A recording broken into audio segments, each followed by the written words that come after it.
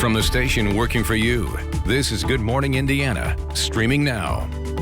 Now at 4:30, schools in Marion County are now allowed to reopen the classroom. A look at which districts are heading back or staying online. And this morning, lawmakers will kick off a new legislative session. The top issues they aim to address in the new year. And a 95-year-old woman is passing the time by helping others. Her mission to give to those in need and stay busy. Good morning, and thanks for joining us for Good Morning Indiana, your first Monday of the new year. Todd, I hope you had a good time on your New Year's Eve and New Year's Day. Yeah, you know, it was just a lot of sitting around watching football, to be honest with you, but it was just nice to relax a little bit. Megan, Happy New Year to you and everybody at home as well. Starting off here this Monday with temperatures that range from the 20s to the 30s, and it really depends on where you are, what your sky cover is. With the clear skies, a little bit colder to the south, Bloomington 24, 23 in Terre Haute, even with some snow on the ground in northern locations. You have the cloud cover, and as a result, temperatures are running a little bit warmer. Obviously, though, still very chilly. You need to bundle up as you get going. Now, one thing we'll keep an eye on here this morning is watching the fog. Visibility is not an issue right now here in central Indiana. Across the state line, no, there is a dense fog advisory in Illinois. It's not a question. Some visibilities could drop a little bit here across parts of the area, but I'm not expecting major issues as we get going here on this Monday morning, and many of you are heading back to work. Here's the view, and you see the visibility in downtown Indianapolis is just fine. Here's a little bit of that clearing. Otherwise, it's a pretty quiet week of weather for us. Today, I think, is a good opportunity for at least a little bit of sunshine, and maybe one of our better opportunities this entire week. And with that sunshine, temperatures will be in the upper 30s to right around 40 degrees. We'll talk about the rest of the week in more detail for you coming up in just a few minutes. Megan. Thanks, Todd. Well, a live look at I-65 and MLK. Traffic right now is moving smoothly. No accidents on the interstate so far. We'll be sure to keep an eye on that in case anything changes. Also, a reminder, State Road 37 in Martinsville is now closed and will stay that way for most of 2021. The closure will stretch from State Road 39 on the south end of the town to Morgan Street north of State Road 44. It will allow highway construction crews to work faster and more safely on the I-69 extension project. Now the detour to get you around this is quite lengthy, so you'll want to leave plenty of extra time in your commute. Download the WRTV app to see how the detour around this major project looks. And this morning, Marion County schools are able to reopen their doors for in-person learning for the first time since November. Districts like Perry Township are allowing students back in the classroom. This comes after the Marion County Public Health Department adjusted an order allowing schools to return earlier than the original January 15th date. And 1st through 12th grade schools are allowed to return as long as students and staff are socially distanced, and students in 3rd grade and up wear masks. Now students and teachers are asked to avoid unnecessary outside contact 10 days before returning. Other districts like IPS, Lawrence, and Pike Township are staying virtual for at least another week. And here's a look at Indiana's latest COVID-19 numbers. More than 8,000 new cases of the virus were reported this week. The State Department of Health confirmed 5,429 on Saturday and just over 3,000 on Sunday. Indiana now has more than 526,000 total cases. 95 new deaths were also reported over the weekend. 8,111 Hoosiers have died with COVID-19 since the pandemic began. And COVID vaccinations are expected to ramp up this week, but some doctors are calling for a new strategy, including possibly cutting doses in half. ABC's Alex Prochet has the details.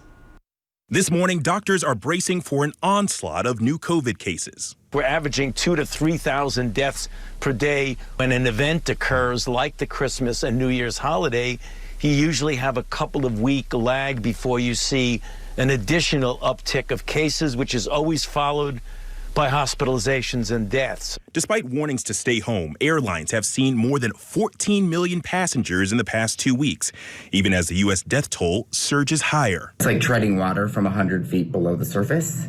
You're already drowning, but you just have to keep trying because that's what you can do. COVID hospitalizations topping 100,000 for more than a month. California seeing the worst of it. What's happening in Los Angeles can and will be coming to many communities across America. In LA, the Army Corps of Engineers now helping hospitals running low on oxygen. Overwhelmed funeral homes now turning away families. And in the Bay Area, at least 43 staffers at this San Jose hospital have tested positive. The outbreak being linked to a worker who wore an inflatable Christmas costume. The county is now banning employee break rooms for all businesses. And across the country, near Boston, a second emergency field hospital is opening today. This is going to be an exclusively COVID positive place. Meanwhile, this morning, a new vaccine is bringing hope. The first doses of Oxford's vaccine, praised for being cheaper and easier to store, are now being distributed in the UK. Back here in the U.S., the rollout of the Pfizer and Moderna vaccines remains on a slower than expected pace. There have been a couple of glitches, that's understandable. Some of the first public vaccine events were held this weekend in places like Houston, where 250,000 people called the health department for only 750 appointments. No, I just want to get back to normal. I want to see my kids. I want to go back to work. Operation Warp Speed officials are now considering drastic measures, possibly giving out half doses of the Moderna vaccine to, in effect, double their supply of shots. We know it induces identical immune response. But Dr. Anthony Fauci warned against stretching the doses. We don't know whether or not that's going to be good enough. Alex Perche, ABC News, New York. State lawmakers officially began their new session this morning. Some of the main items on the agenda include COVID-19 relief programs and support for schools. Others include oversight of IMPD, medical marijuana, and voting centers. Lawmakers are also making some changes to ensure social distancing during the session. The state Senate will space out senators by having some sit upstairs in the spectators gallery. Lawmakers in the House will be moving all of their work across the street to the Indiana Government Center. Now, Carmel family is staying connected during the pandemic through quilting and helping others. Take a look at this. Edith Leslie, is the grandmother and has been passing her time by making quilts for charity. In 2020 alone, she donated 50 quilts to hospitals and homeless shelters. I have to keep busy, and especially with the lockdown, I'd have lost my mind if I wouldn't have had something to do. I'm 95 years old, but God gave me the strength and some eyesight that I can still do that, and I enjoy doing it because I was taught that you do things for others, and I have tried to do that all of my life. I love that. Edith says she plans to donate even more this year with the help of her two daughters who run Generations Quilting Studio. Good luck, ladies. Well, mothers of homicide victims are rallying together, calling for change from IMPD. Coming up, why one woman says detectives need to better communicate with victims' families. And the Colts have secured their spot in the playoffs. A look at their first matchup on the road to the Super Bowl. And Megan, as we go throughout the course of this week, it's overall going to be fairly quiet. Skies, in fact, have even cleared a little bit across parts of central Indiana here this morning. There's one little weak system that will slide through overnight tonight into tomorrow morning. You see it off to our west, not very impressive, but some of us could see a little bit of rain and snow. We'll talk all about it coming up in your WRTV Storm Team forecast. WRTV hiring Hoosiers partner. You can't even grieve because you're always wondering, has my child been forgotten about? Does anybody hear me? Do they care? Nearly 7 months after her son was shot and killed in Indianapolis, a mother is fighting for change. She is now calling for better communication between IMPD homicide detectives and families of homicide victims. Melissa Jude's 20-year-old son, Chandler Bussey, was killed on June 12th at the Arsenal Park. And she says there have been no arrests in this case, and she hasn't been able to get in touch with detectives on the case either. She found other victims' families who are also having similar problems. Jude says that's one reason why they're planning a peaceful protest of the city-county building today. The mothers want to send a message to city leaders, detectives, and prosecutors. We're grieving, and most of us, it's our first holiday without our kids, and it's something that a lot of them probably can't imagine how it feels. listen to us? Do they know the lack of communication that really goes on? And just understand our frustration with how a lot of these investigations are going, and we are just left to feel as if, you know, our kids don't matter or they don't care. In addition, Jude says the mothers are calling for better protection for witnesses. She says they do not want to see another year of 245 homicides like we had in 2020. In response, IMPD sent the following statement to WRTV saying in part, quote, IMPD has overcome many challenges this year, most notably the nationwide spike in violence brought to bear on our community. Despite the increased workload, our detectives remain focused on solving each and every homicide. On Sunday, shootings across the country hurt several people and left a pastor dead. In Texas, police are investigating a church shooting. They say a 21-year-old brought a gun to service and shot 3 people. One of them was the pastor, who later died. The other 2 suffered injuries. Officials do not believe this was a hate crime, rather a crime of opportunity. In Miami, Florida, what police believe to be 2 separate shootings injured a total of 12 people. One happened in a neighborhood, another at a park nearby a baseball court, and 6 people were critically hurt in that situation. President-elect Joe Biden's inaugural committee is telling people to watch from home when he's sworn into office. The parade after the ceremony on the Inauguration Day is going virtual. Similar to the Democratic National Convention, the virtual parade will feature performances in communities across the country. The committee says the parade will celebrate American heroes and highlight diversity and heritage. Participants will be announced in the coming weeks. And time now is 4:43. Let's take a look at the weather with, of course, our one and only Todd Clausen. Yeah, good morning, Megan. Happy Monday. Happy New Year, everybody. We're kicking off what is the new work week. A lot of people obviously off last week, going back to work here, getting back into the flow of things after the holidays. And it's a pretty quiet day of weather for us. We have no visibility issues here in central Indiana as of right now. Something I'll keep an eye on, though, as visibilities have dropped in Illinois. But we definitely have some cloud cover out there as we get going. And the clouds, unfortunately, are going to be a pretty common theme in this forecast as we work our way throughout the week. 29 degrees, not much of a wind out there, so we're not factoring in any wind chill, and you can see that visibility right now, 9 miles in Indianapolis. The skies have cleared a little bit in southern locations with temperatures now in the mid-20s in Bloomington as well as Bedford, but notice as you work your way to the north and then to the east, temperatures are a little bit warmer. 30 in Peru, 30 in Tipton, and 34 in Muncie. That's even with a little bit of a snowpack on the ground up there, but there's definitely more in the way of cloud cover in northern locations. What's going to happen here throughout the day today? I think we'll break the clouds apart for a little bit of sunshine at times throughout the day today.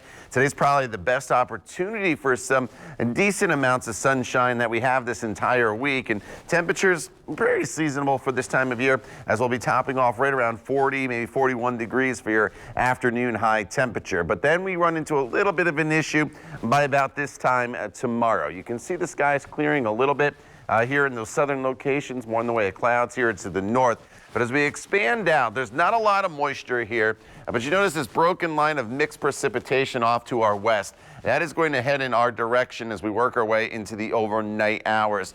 But temperatures are going to be hovering right around freezing, so that's why it's going to kind of be a combo of rain and or snow throughout the overnight hours. Let me show you on TrueCast here as that starts to make its way into the area. This is during the daytime and evening hours with the clouds that are in place. And here comes this little disturbance, 1:30, 2 o'clock in the morning. It's approaching Indiana.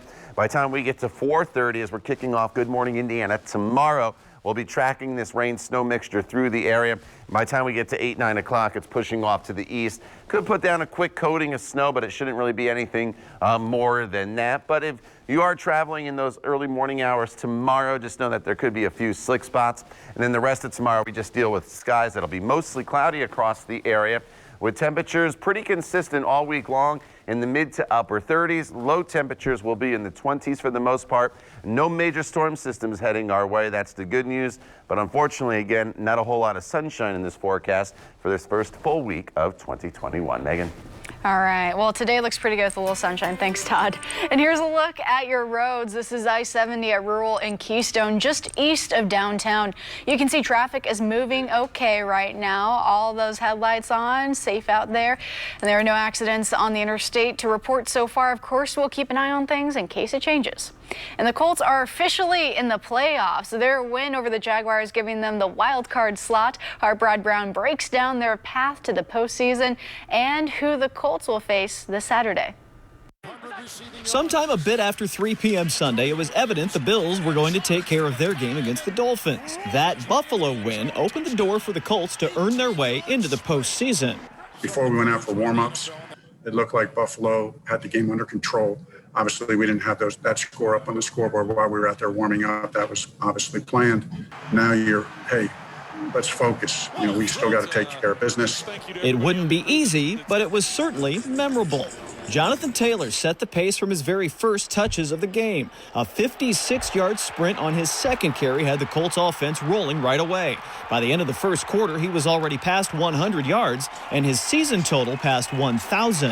You kind of get a feel of just the huddle, and you get a feel of the defense. I mean, the defense, you can see those guys getting worn down. You see those guys getting tired, and then in the huddle, your guys are juiced up, ready to go. I mean, you guys have a ton of energy. You guys are ready to fight for not only 60 minutes, you guys can go 2 hours if you wanted to. By the time Taylor leapt over the pile near the goal line, the Colts had increased their lead to 17-0. For the half, 137 rushing yards for Taylor. The Jags managed just 136 total offense.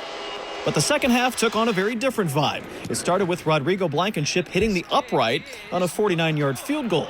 Mike Glennon's second touchdown pass of the game suddenly had the margin down to just 6.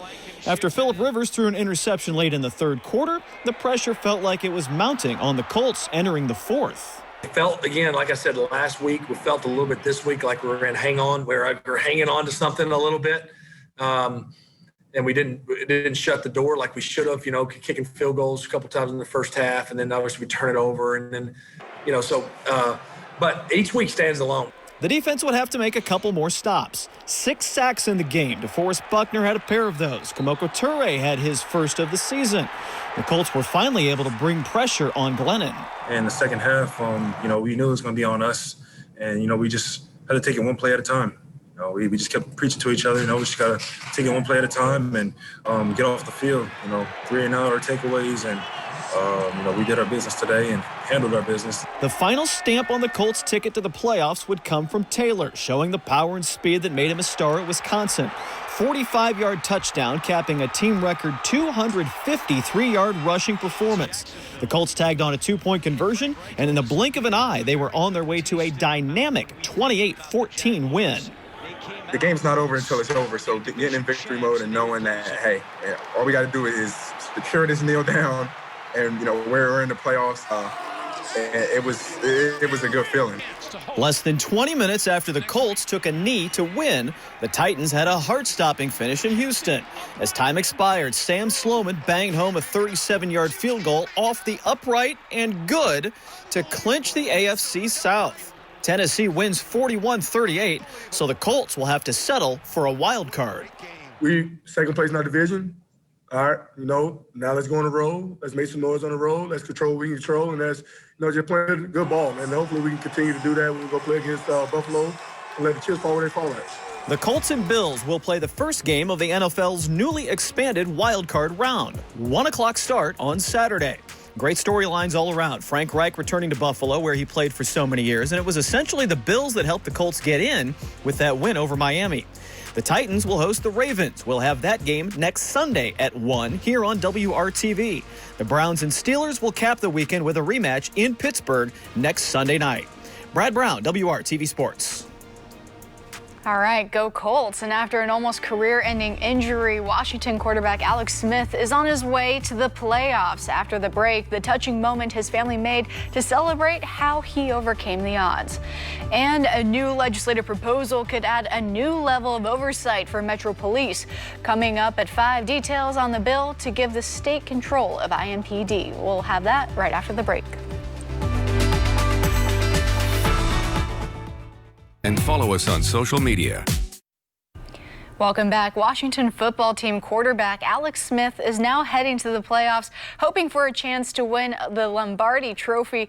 But after a long road to recovery, he has a trophy that may just be as meaningful. Smith's wife Elizabeth posted this photo on Instagram showing a trophy built from his leg brace. Smith suffered a catastrophic injury in 2018 and had multiple surgeries that almost cost him his leg. Now, as he heads to the playoffs, his wife says, quote, "No matter the outcome, Alex has already won, and he has beat the largest challenge life has thrown his way so far." All right, time now is 4:56. Taking a look at weather with Todd Clausen. Yeah, you know, Megan, it's not probably the best week of weather here but it's certainly across central Indiana, but it's not the worst. We don't have any major storm systems heading our way, but we're just going to struggle, I think, at times this week to really brighten up the skies and get into the sunshine. And as a result, temperatures are just going to kind of be stagnant this week, and we're only going to be in the mid to upper 30s for the most part. So again, it's not a bad week of weather. It's just not going to be a very bright stretch of weather for us here in January, but 'tis the season. This happens in January. Low temperatures in the 20s and 30s. There is one opportunity, though, tomorrow morning for a little bit of a light wintry mix. We'll talk more about that coming up when Good Morning Indiana continues right here on WRTV.